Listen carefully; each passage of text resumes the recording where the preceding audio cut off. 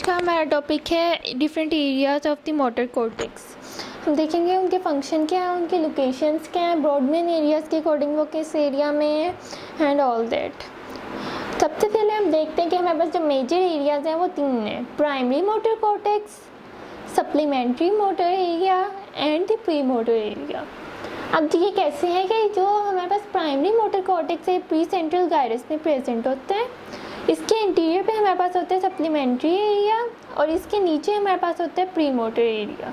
अब हम देखेंगे इसको एटलस के डायग्राम के through, that is this one. अब इसके लिए मैं थोड़ा सा जूम आउट करती हूँ।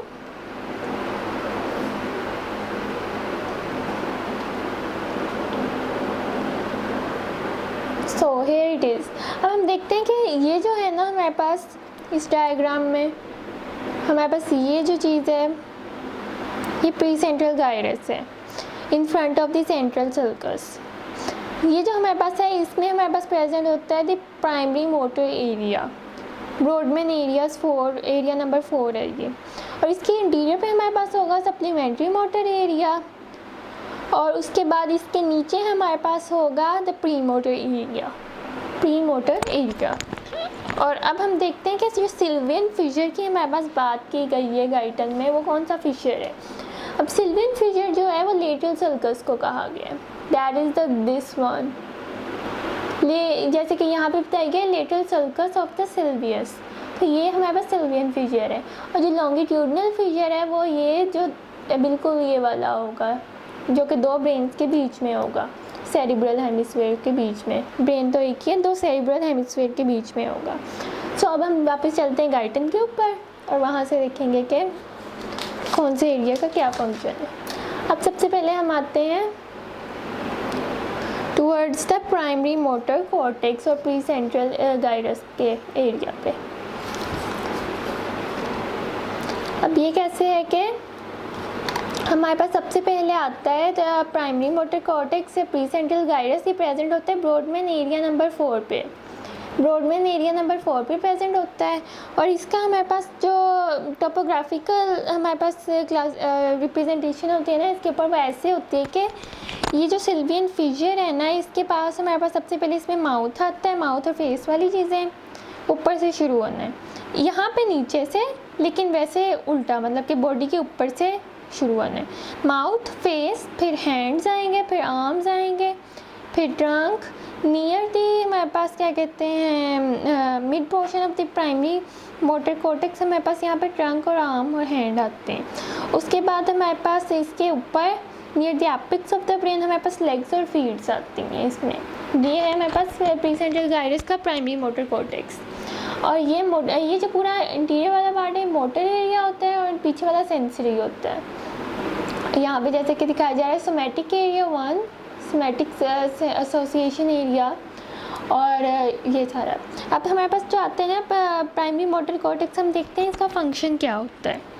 इसका फंक्शन ऐसे होता है कि ये कंट्रोल करते हैं muscles of hand and the muscles of speech. मतलब इसका मेजर फंक्शन है मसल्स ऑफ हैंड और स्पीच को कंट्रोल करना। अब ये क्या कराता है, point stimulation of hand and speech motor areas, और ये मसल की कॉन्ट्रैक्शन कराता है उनमें, स्पीच और हैंड के की मूवमेंट के अकॉर्डिंग। और इसमें हमारे पास भी आता है कि एक सिंगल मोटर कॉर्टेक्स न्यूरॉन की एक्साइटेशन से एक स्पेसिफिक मूवमेंट अक्कर करती है। मसल नहीं होता इन्वॉल्व, स्पेसिफिक मूवमेंट इन्वॉल्व होती है। मतलब कि मसल को एक्साइट नहीं करते लेकिन वो स्पेसिफिक मूवमेंट को एक्साइट करते हैं। अब जो नेक्स्ट एरिया हमारे पास आता है वो है प्री मोटर कॉर्टेक्स, क्योंकि हमारे पास इधर दिखाया जा रहा है सप्लीमेंट्री मोटर कॉर्टेक्स ऊपर होता है, इसके नीचे भी हमारे पास प्री मोटर कॉर्टेक्स स्टार्ट हो जाता है। अब ये प्री मोटर कॉर्टेक्स का जो हमारे पास है प्री मोटर एरिया, ये कैसा होता है, ये 1 to 3 सेंटीमीटर होता है anterior to the primary motor cortex. मतलब होता तो anterior to primary motor cortex लेकिन इंफीरियर पे होता है सप्लीमेंट्री मोटर कॉर्टेक्स के। और इसके इंफीरियरली क्या होता है, Sylvian fissure, that is this one, the Sylvian fissure lateral sulcus. और इसके बाद हमारे पास क्या होता है, जो प्री मोटर एरिया होता है ना, ये रफली सेम होता है as the primary motor cortex. इसकी टोपोग्राफिकल रिप्रेजेंटेशन टोटली सेम होती है दोनों की। और इसके बाद जो हमारे पास इसमें आती है चीज़ कि इसमें से जब हमारे पास सिग्नल आते हैं, क्या फंक्शन होते हैं देखते हैं। ये होता है ना, ये हमारे पास इमिटेट करने के लिए बहुत इंपॉर्टेंट होता है ये एरिया। मतलब किसी भी बंदे की आप नकल उतारते हो ना, तो उसने नकल उतारने, उसको पहले ऑब्जर्व करना, फिर उसकी नकल उतारना, ये वाला फिनोमिना जो है ये सारा है प्री मोटर एरिया कर रहा होता है। इसके पास होते हैं हमारे पास special class of neurons, that is the mirror neurons. ये मिरर न्यूरॉन्स क्या करते हैं कि ये पर्सन को अलाउ करते हैं कि वो स्पेसिफिक मोटर टास्क परफॉर्म करे। वो टास्क मतलब कि वो जैसे अगर आप किसी को देखते हो कि वो किसी स्पेसिफिक वे में चल रहा है या डांस कर रहा है, तो आप उसको पहले ऑब्ज़र्व करोगे। वो मिरर न्यूरॉन्स की हेल्प से फिर आप उस ऑब्जर्वेशन को अपने एक्ट में ट्रांसफ़र करोगे, या दैट इज़ द कन्वर्ट करोगे कि आप पहले ऑब्जर्व करोगे फिर आप वही कुछ खुद करोगे। तो ये सारा कुछ करा रहा होता है pre motor area and that is the mirror neurons. ये क्या करते हैं, न्यू स्किल्स सिखाते हैं बंदे को बाय इमिटेशन। और जो हमारे पास होता है ना, ये मसल एक्टिविटी में इन्वॉल्व होता है फ्रॉम द इंटरनल या एक्सटर्नल स्टिमुलाई। अब क्या होता है, जो प्री मोटर कॉर्टेक्स है ना, इसका जो पोस्टीरियर पार्ट है, पोस्टीरियर प्री मोटर कॉर्टेक्स, ये जो होता है ना, ये एक मोटर इमेज बनाता है अपने अंदर। नहीं सॉरी, जो एंटीरियर पार्ट होता है, इसका एंटीरियर पार्ट अपने अंदर एक मोटर इमेज बनाता है। और फिर वो जो मोटर इमेज होती है ना, किसी भी मसल मूवमेंट की, मतलब किसी को आपने देखा, ऑब्जर्व किया, उसकी एक इमेज बना ली अपने अंदर इंटीरियर प्री मोटर एरिया में। और उसके बाद जो पोस्टीरियर प्री मोटर एरिया है ना, वो प्री मोटर कॉर्टेक्स के वो क्या करते हैं कि सिग्नल्स सेंड करते हैं from the premotor cortex directly to the primary motor cortex. मतलब अपने पीछे प्राइमरी मोटर कॉर्टेक्स में सेंड करेगा, या फिर through the basal ganglia and the thalamus, ये प्राइमरी मोटर कॉर्टेक्स में सेंड करेगा, या तो डायरेक्टली या फिर बेसल गैंग्लिया या थैलेमस के थ्रू। और फिर हमारे पास वो जो मिरर न्यूरॉन वाला एक्ट है वो टेक प्लेस करेगा। अब जो हमारे पास मोटर कॉर्टेक्स में रिप्रेजेंटेशन होती है ना बॉडी पार्ट्स की, वो कुछ इस तरह की होती है। मतलब यहाँ पे फेस की सारी चीज़ें, फिर हमारे पास हैंड, आर्म, एल्बो वगैरह सारा कुछ, शोल्डर, ट्रंक, और ये सारा कुछ इस तरह होती है। इसको हम कहते हैं मोटर होमनकुलस। दिस इज़ इम्पॉर्टेंट कि आपको याद होना चाहिए। सबसे ज़्यादा इधर एरिया किसने लिया हुआ है, सबसे ज़्यादा लिया हुआ है हैंड ने एंड द टंग वगैरह ने, लिप्स एंड टंग। अब जो हमारे पास आता है ना लास्ट पे area, that is the supplementary motor area. जो सप्लीमेंट्री मोटर एरिया है ना, ये एक साइड ये होता है, एक तो above the pre motor area, और ये लॉन्गिट्यूडनल फिशर से स्टार्ट होता है बट एक्सटेंड करते हैं few centimetres on to the superior frontal cortex. अब इसमें क्या होता है कि इसकी स्टिमुलेशन हमारे पास बाइलेटरल भी हो सकती है, बाइलेटरल होती है, ज़्यादातर होती है बाइलेटरल, लेकिन यूनिलेटरल भी हो सकती है। अब इसका जो फंक्शन है ना, वो ये है कि बाइलेटरल ग्रैस्पिंग मूवमेंट करवाता है। मतलब किसी भी चीज़ को पकड़ना, ग्रैस्प करना, हाथ से ग्रैस्प करना, ये वो मूवमेंट कराता है हमारे पास, ग्रैस्पिंग मूवमेंट्स। और ये क्या करता है, ये दोनों हाथों की ग्रैस्पिंग मूवमेंट कराता है साइमल्टेनियसली। ये क्या करता है कि ये मूवमेंट ऑफ हैंड में भी फंक्शन में अब अपना रोल प्ले करता है। जैसे कि क्लाइंबिंग हो गई, क्लाइंबिंग में अपना रोल प्ले करेगा। बॉडी की एटीट्यूडनल मूवमेंट में भी अपना रोल प्ले करता है। और different segment of the body के क्या कहते हैं हमारे पास, ये फिक्सेशन मूवमेंट भी कराता है। Positional movement of head and eyes भी करवाता है।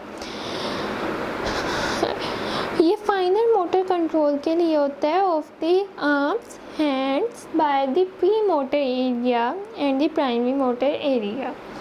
अब सबसे पहले हम इसके फंक्शन को दोबारा से समराइज़ करते हैं कि इसके फंक्शन होते हैं पोजिशनल मूवमेंट्स, बॉडी की attitudinal movements, fixation movements and the grasping movements. ये 4 मूवमेंट करवाता है।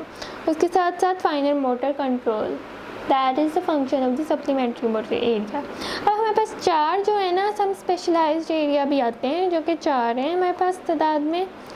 उनका हम देखते हैं कि वो कौन कौन से हैं। जो यहाँ पे हमारे दिखाए जा रहे हैं ना, ब्रोकाज एरिया एक तो ये है, उसके बाद contralateral eye movement, head rotation and the areas for hand skill. अब जो ब्रोकाज एरिया होता है ना, ये जो है इसको हम कहते हैं मोटर स्पीच एरिया या फिर वर्ड फॉर्मेशन एरिया। ये क्या करवाता है, ये हमारे पास कराते हैं वर्ड्स की फॉर्मेशन। और अगर ये डैमेज हो जाए तो ये नहीं कि इंसान बोलना छोड़ देगा, वर्ड्स बनेंगे ही नहीं, बल्कि वो अटकना शुरू हो जाएगा, वो एक कोऑर्डिनेटेड फैशन में नहीं बोल सकेगा। बोल तो लेगा लेकिन वो कि ये इम्पॉसिबल हो जाता है पर्सन के लिए कि वो पूरे वर्ड्स बोल ले, रेदर देन वो अटरेंसेस करता है ऑफ द ओकेजनल वर्ड्स। और इसके अलावा हमारे पास जो होता है सेकंड वाला एरिया जो हमारे पास है कॉन्ट्रालेटरल आई मूवमेंट, ये जो होता है ना प्री मोटर एरिया में होता है और ये इमीडिएटली होता है अबव द ब्रोकाज एरिया। और इसके डैमेज से क्या होता है, इसके डैमेज से एक पर्सन जो है वॉलंटरीली अपनी आइज़ को मूव नहीं कर सकता। मतलब कि हम देखते हैं ना, हम कोई देखते हैं चिड़िया उड़ती जा रही है, हम उसको देखते रह जाते हैं कि कहाँ कहाँ जा रही है, हम उसको देखते रहते हैं पीछे पीछे। इस केस में अगर ये डैमेज हो जाए तो हम इस तरह उसको देख नहीं सकते। हम मतलब उसको एक दफ़ा तो देख लेंगे लेकिन हम उसको फॉलो नहीं कर सकते कि वो किधर जा रही है। ये जो मूवमेंट होती है ना, ये इसमें इफ़ेक्ट हो जाती है। और इसमें ये होता है कि आइज़ लॉक हो जाती हैं इनवॉलंटरीली ऑन दिस स्पेसिफिक ऑब्जेक्ट। मतलब कि हम उस ऑब्जेक्ट को देखना भी नहीं चाह रहे लेकिन हमारी आई उधर लॉक हो जाएगी। और ये ऑक्सीपिटल विजुअल कॉर्टेक्स के साथ इसका इफ़ेक्ट होता है। अब इसके बाद हमारे पास होता है जो फ्रंटल एरिया होता है ना, वो आईलिड के मूवमेंट को कंट्रोल कर रहा होता है। ये फ्रंटल एरिया ही है, इसमें जो फ्रंटल एरिया होता है ना वो आईलिड के मूवमेंट्स को भी कंट्रोल कर रहा होता है, जैसे कि ब्लिंकिंग मूवमेंट। और हमारे पास आता है head rotation area, that is the above the contralateral eye movement area. अब इसमें क्या होता है कि इसकी इलेक्ट्रिकल स्टिमुलेशन से हमारे पास हेड की रोटेशन होती है। मतलब जब ये एरिया स्टिमुलेट होगा हम हेड को रोटेट कर सकते हैं। और ये आई के मूवमेंट से भी एसोसिएटेड होता है। It direct the head toward different object. मतलब कि सबसे पहले तो हम आइज़ को मूव करते हैं ना किसी ऑब्जेक्ट को देखते हुए कॉन्ट्रालेटरल आई मूवमेंट से, तो इसी एरिया के एसोसिएशन में हेड की रोटेशन भी उस सब्जेक्ट की तरफ हम हेड रोटेशन एरिया से करते हैं। उसके बाद हमारे पास आता है area for hand skills. Pre motor area में immediately anterior to the primary motor cortex एक एरिया हमारे पास आता है हैंड स्किल्स का, above the head rotation area. अब ये एरिया क्या करता है, इस एरिया के डैमेज से हमारे पास ना मोटर एप्रेक्सिया हो जाता है कि मतलब हैंड की मूवमेंट्स नहीं सही तरह की जाती, हैंड की मूवमेंट अनकोऑर्डिनेटेड हो जाती हैं और नॉन पर्पसफुल। इसके नाम से पता चल रहा है कि हैंड की स्किल मूवमेंट के लिए होता है। और अगर ये डैमेज हो जाएगा तो मोटर एप्रेक्सिया हो जाएगा, जो कि फिर हमारे पास कराता है uncoordinated and the non purposeful movement of the hand. और यही सारे एरियाज़ में थोड़ा सा देखने वाला है, ये अच्छे से पढ़ना या आ जाते होते हैं, उनके फंक्शन